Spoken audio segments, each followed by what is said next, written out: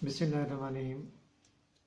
हमारा ये topic solving linear equations of one variable, इसका कुछ हिस्सा हमने पहले किया था। अब इसमें नेक्स्ट जो है वो use a problem solving strategy for word problems. इबारती क्वेश्चंस होते हैं तो उनसे हम इक्वेशन बनाते हैं, लीनियर इक्वेशन बनती है वन वेरिएबल में और फिर उसको सॉल्व करते हैं। तो सॉल्व करने का तरीका वही है जो इससे पहले हम कर चुके हैं। ये हमारे पास एक स्टेटमेंटल क्वेश्चन है अलजेब्रा की किताब से, एग्जाम्पल 2.14 पेज 114 पे है कि normal yearly snowfall at the local sky resort is 12 inches, more than twice the amount it received last season. कि आम तौर पे जो स्नोफॉल होता है स्काई रिजॉर्ट पे वो 12 इंचेस ज़्यादा होता है। किससे? Twice the amount it received last season, के पिछले साल जितनी बर्फ़बारी हुई है उससे उसके दुगने से 12 इंचेस ज़्यादा है। द नॉर्मल ईयरली स्नोफॉल है 62 इंचेस, जबकि नॉर्मल जो ईयरली सालाना स्नोफॉल है बर्फ़बारी है 62 इंचेस होती है।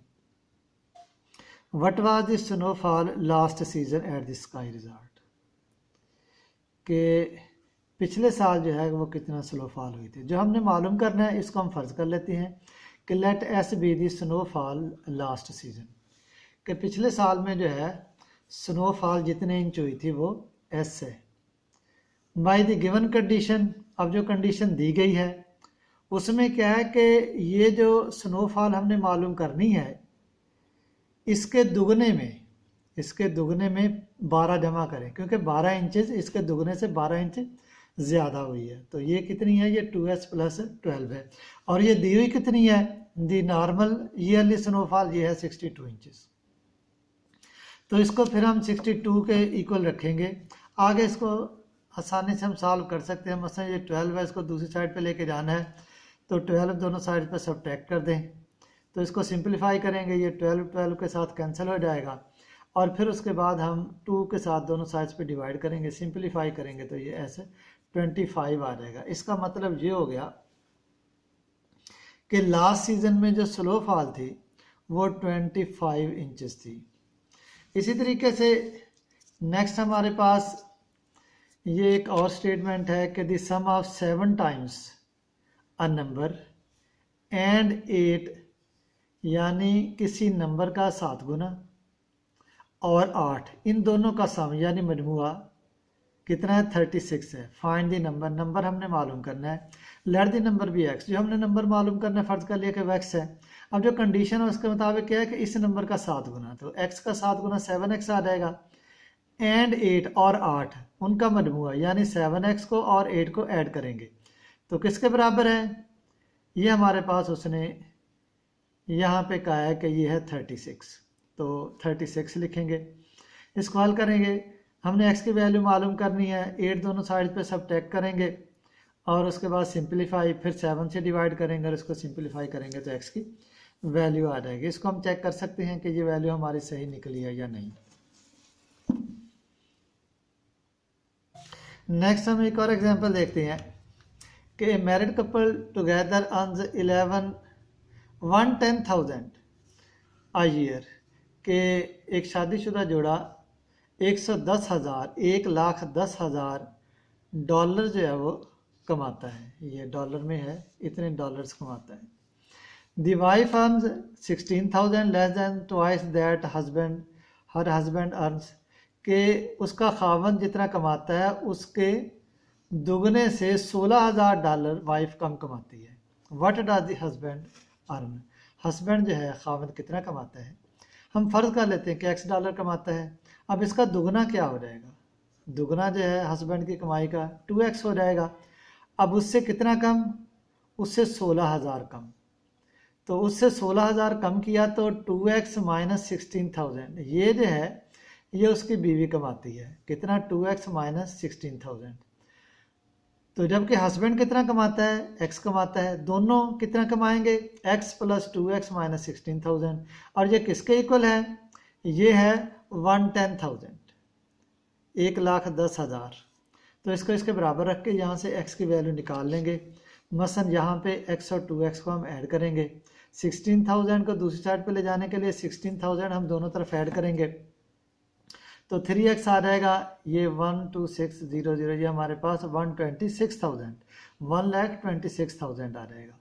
अब यहाँ पे हम 3 से डिवाइड करके इसको सिंप्लीफाई कर लेते हैं तो ये x हमारे पास 42,000 आ जाएगा। इसका मतलब ये हो गया कि हस्बैंड जो है वो $42,000 जो है वो उसकी अर्निंग है a year.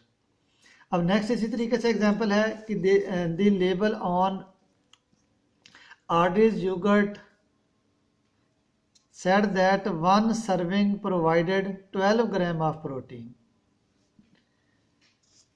which is 24% of the recommended daily amount। कि जो यहाँ पे प्रोवाइड की जाती है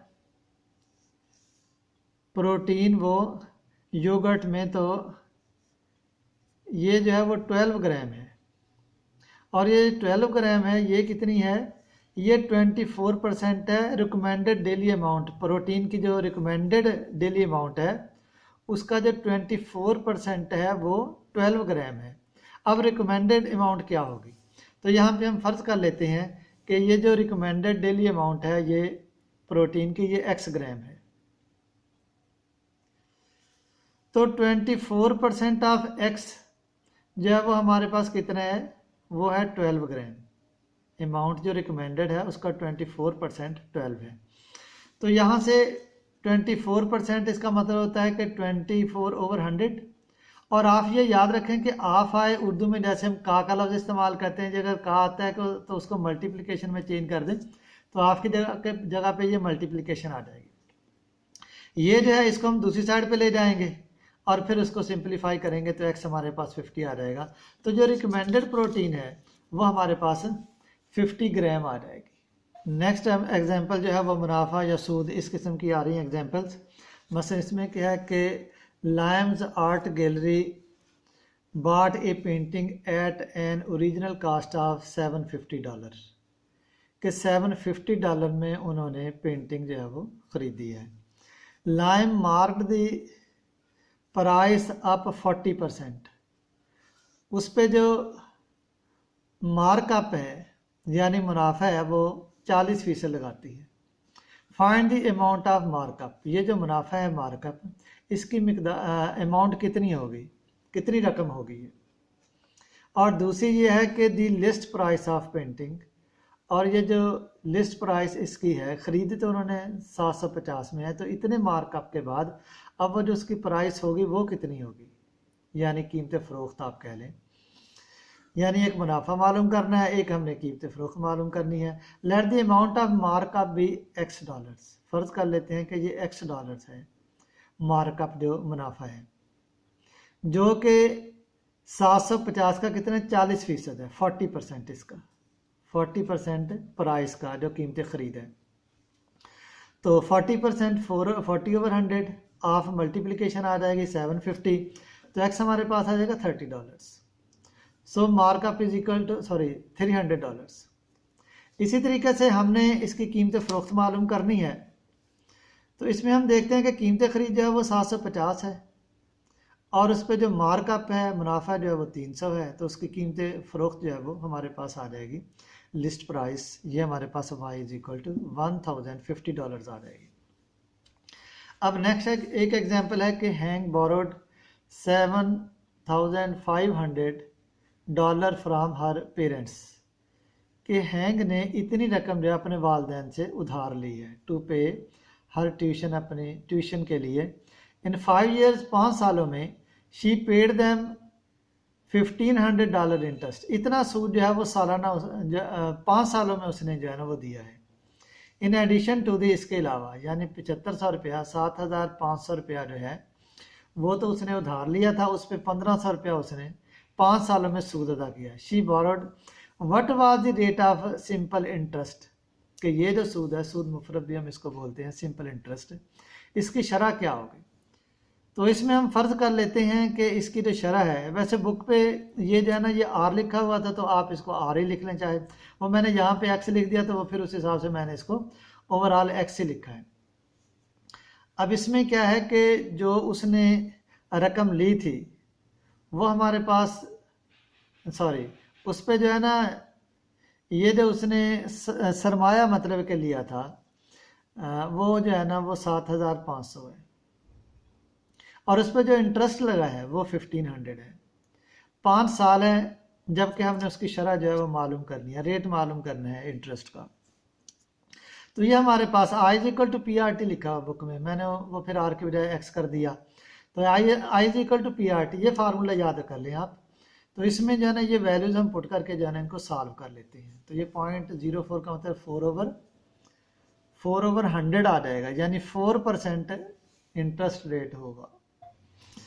scenes new car loan statement said he would pay 4,866.25 in interest from a simple interest of 8.5% over 5 years।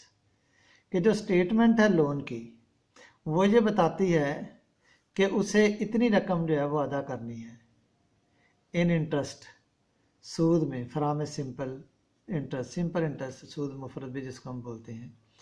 8.5% इसका रेट है 5 साल के लिए। How much did he borrow to buy his new car, उसने कितना उधार लिया था, कितना कर्ज लिया था। तो वी नो दैट, ये हमारे पास फार्मूला है, पीछे भी हमने यही फार्मूला यूज किया। अब इसमें हम देख लेते हैं, इतना वो इंटरेस्ट इस पे अदा करते हैं, इन इंटरेस्ट, सूद जो है वो इतना अदा करते हैं। ये हमारे पास सूद है, ये उसकी शरह है, ये टाइम है सालों में, 5 साल है। तो कितना सरमाया उसने लिया है, कितना पैसे लिए हैं, पी जो है ना, तो प्रिंसिपल जिसको हम बोलते हैं, तो सरमाया ये कितना है। तो इसमें ये इस फार्मूले में जो जो चीज़ें हमें मालूम है वो लिख दी, जो ना मालूम है उसके आगे ये सवालिया निशान लगा दिया हमने। तो इसमें ये पुट करके इसको हमने हल करना है। अब ये परसेंट होता है ओवर 100। अब उसके बाद क्या है कि ये जो है इसको आप दूसरी साइड पे ले जाएंगे, और फिर ये जो है ये 0.25, इसको पॉइंट को ख़त्म करेंगे तो बाई 100 आ जाएगा। इसी तरीके से 100/5 ये है, तो ये बटे में इधर भी लगा सकते हैं, ऊपर भी लगा सकते हैं। इसको हमने सिंप्लीफाई किया तो ये हमारे पास जो है सरमाया आ जाएगा, प्रिंसिपल। अब एक और उसमें छोटा सा टॉपिक है कि solve A formula for specific variable. जैसे ये फार्मूला हमें दिया गया है, इसमें हमने इसको एच के लिए जो है वो सॉल्व करना है, यानी ये बाकी रकम दूसरी साइड पे चली जाएगी, इधर एच रह जाएगा। तो इसको हम बाय स्टेप करेंगे। पहले 3 के साथ मल्टीप्लाई कर देते हैं, उधर चला जाएगा ये 3। फिर उसके बाद क्या है, पाई आर स्क्वायर जो है इसके साथ हम डिवाइड कर देंगे तो इधर एच रह जाएगा। तो इस तरीके से एच की वैल्यू आ जाएगी। सेम इसी तरीके से ये हमारे पास है, solve the formula C is equal to 5/9 into F minus 32। तो यहाँ पे हम एफ के लिए इसको सॉल्व करेंगे। तो इसमें आप देखें कि ये 5 और 9 है, पहले 9 से मल्टीप्लाई कर लिया, फिर 5 के साथ हम इसको डिवाइड करेंगे। फिर उसके बाद क्या है, यहाँ पे 32 के साथ दोनों साइड पे 32 ऐड करेंगे तो ये -32 कैंसिल हो जाएगा, तो एफ हमारे पास ये आ जाएगा। तो ये जो इससे रिलेटेड क्वेश्चन मैं फिर आपको बता दूंगा, वो आप सॉल्व कर लेंगे और आगे इंशाल्लाह फिर हम चलेंगे।